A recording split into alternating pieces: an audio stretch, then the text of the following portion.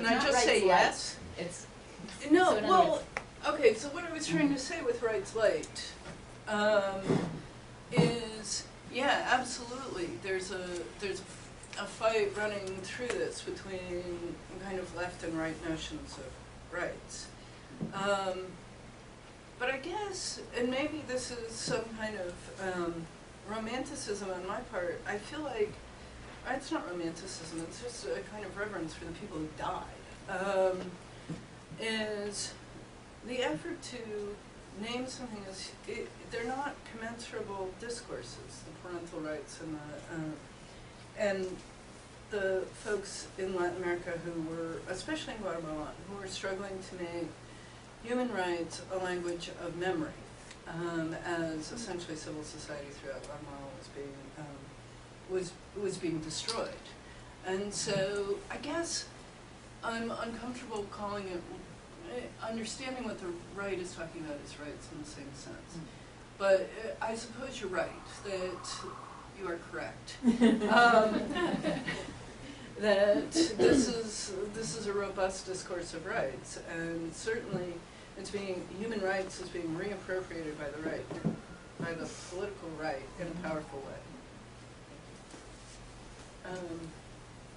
Yeah, is that your hand in the front?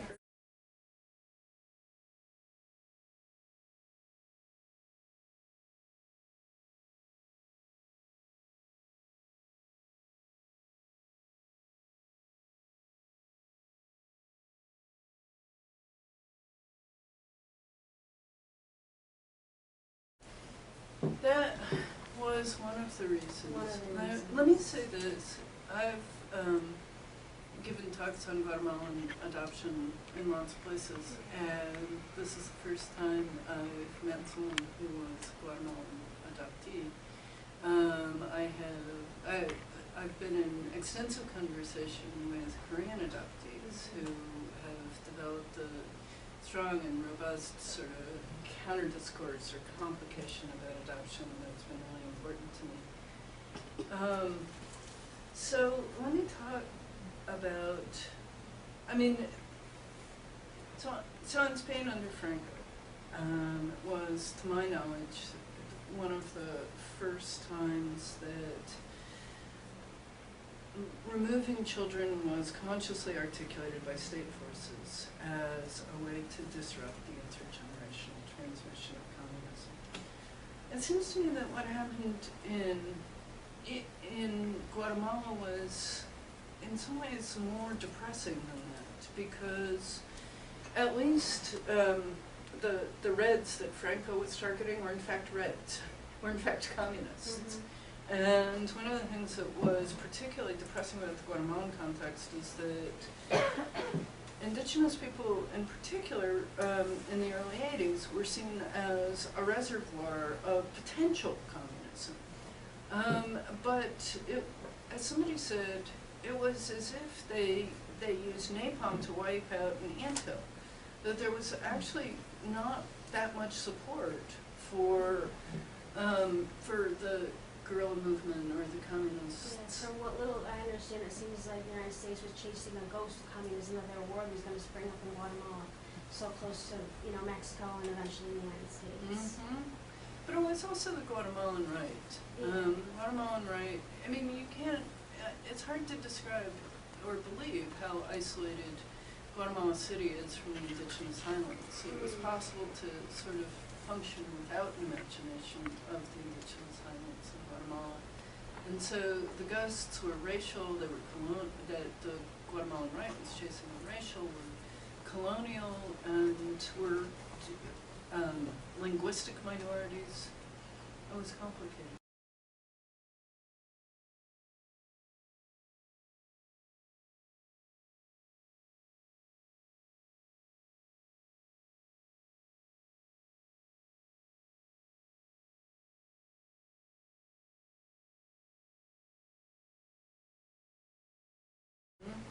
Well, we should stay in touch, but one of the things I want to recommend to you is a book called Outsiders Within. Mm-hmm. That's largely written by transnational adoptees that many people have really found useful.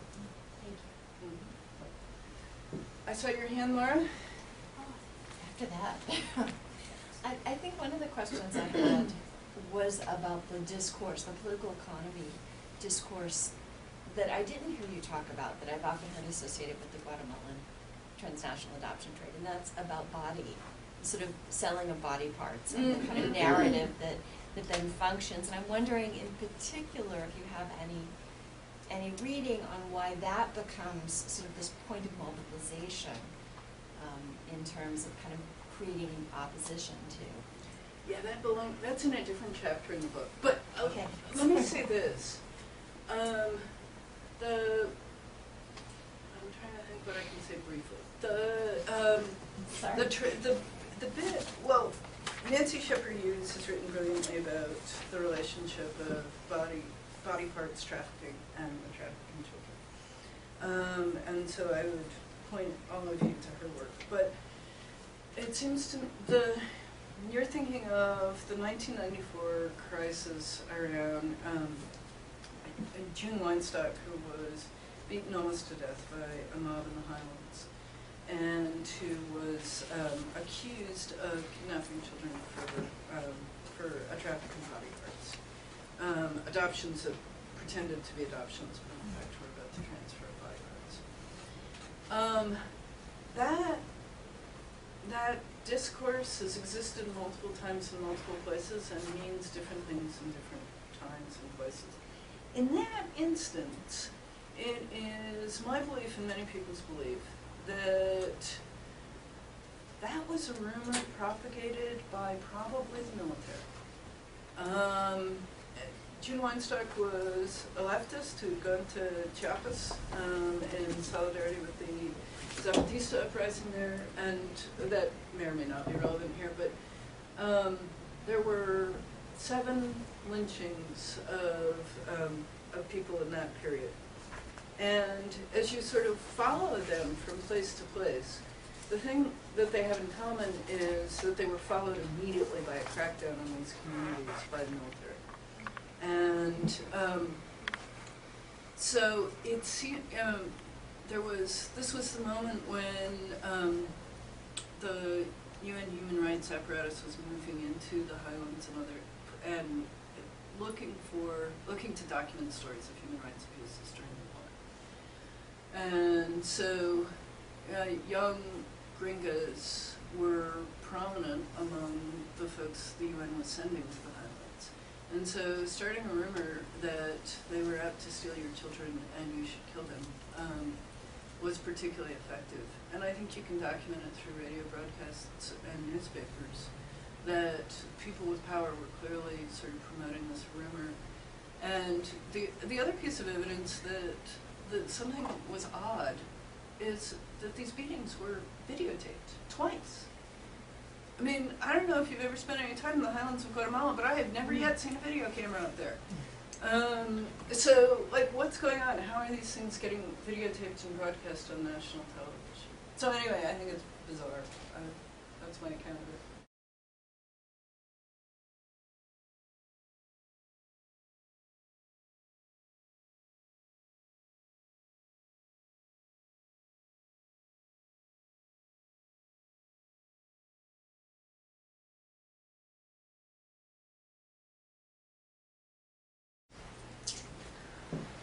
No, let me clarify that I don't mean to be accusing Christian right evangelical churches of actually themselves being engaged in criminal activity. I think that they are, they're just contracting with folks who are probably one step removed from it. So they're contracting with lawyers who may or may not know exactly what's going on, where these babies come from. Given how lucrative it is, what I'm most aware of is not so much competition between groups to sort of produce the babies, as I am just the depressing possibility of pressuring communities to sort of relinquish more and more babies. And I think that the evidence at this point is overwhelming that some of them have resorted to kidnapping and coercion.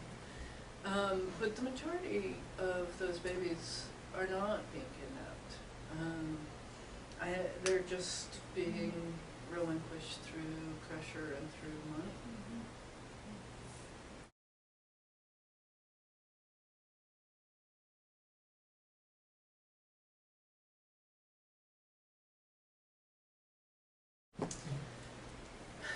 It is. Guatemala is still a tremendously sort of disrupted place from the war, especially indigenous Guatemala. And I use that broadly to refer to populations both in the cities and communities in the highlands. And I think there is both this outraged sense that you see in the newspapers that, you know, the Yankees are taking our babies, but also this far more depressing, commonplace sense that there is something deeply wrong with us and we can't raise our children. And some of it is also racist, as in, you know, those Mayans, they'll sell anything, and they'll even sell their children. And there is, it seems to me there's less objection than one might imagine. And that to me is the most, I mean, there's been demonstrations, there have been articles, there's been the effort to talk to the international press, there have been these efforts that I was trying to document that have been sort of completely invisible outside of Guatemala, and actually invisible inside of Guatemala. And somebody who I was showing this talk to said, "You just keep going on and on about this happened and then this happened," and it seems to me like it's work to give credit where it's due to the people who have asked for an end to these practices, and especially like Fundación Miramac and Sobrevivientes most recently. But all that said, when you talk to people in the street or in the markets, where in some other places there's a robust discourse of the national child who is stolen. One thinks, for example, of the closing down adoptions from Romania, or that's not there in Guatemala. And it seems like that's the most insidious effect of it, is to sort of turn this awful practice into self-hatred.